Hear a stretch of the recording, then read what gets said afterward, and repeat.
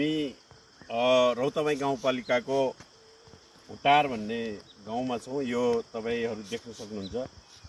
यो एउटा सानो भ्यालीको रूपमा, उपत्यकाको रूपमा हामी हेर्न सक्छौँ। एकदम रमाइलो दृश्य छ। हामी अहिले साँझपखको गोधुली साँझमा छौँ। अँध्यारो हुन लागेको छ। तपाईँ यहाँ पारीतिर देख्न सक्नुहुन्छ। रमाइलो गाउँ छ। डाँडामा पनि बस्ती छ। यता तल हेर्न सक्नुहुन्छ बेसी छ।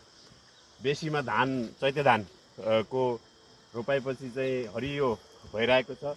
त्यसै गरी यहाँ माथिपट्टि हामी देख्न सक्छौँ यो गाउँपालिकाको कार्यालय हो। रमाइलो छ। अलि उतापट्टि अलिक ठुलो कार्यालय छ र साथै त्यहाँ त्यो गाउँपालिकाको ठ्याक्कै उतापट्टि रमाइलो घरहरू, अलिकता परम्परागत घरहरू हामी यहाँ देख्न सक्छौँ। दर्शकले तपाईँहरू रमाइलो दृश्य हेर्न सक्नुहुन्छ। हामी आज रौतमै गाउँपालिका यो अवसरले जुराएको गाउँपालिकामा आएका छौँ र यहाँ हाम्रो आफ्नो कार्यक्रमको सम्पन्नपछि रमाइलो दृश्यलाई हाम्रो क्यामेरामा कैद गर्दैछौँ र यहाँहरू समक्ष सार्वजनिक गर्दैछौँ। त्यहाँ माथि हेर्नुहोस्, त्यहाँ चाहिँ आगो लागिरहेको छ। यति रमाइलो सुन्दर ठाउँ। यही विडम्बना छ हाम्रो।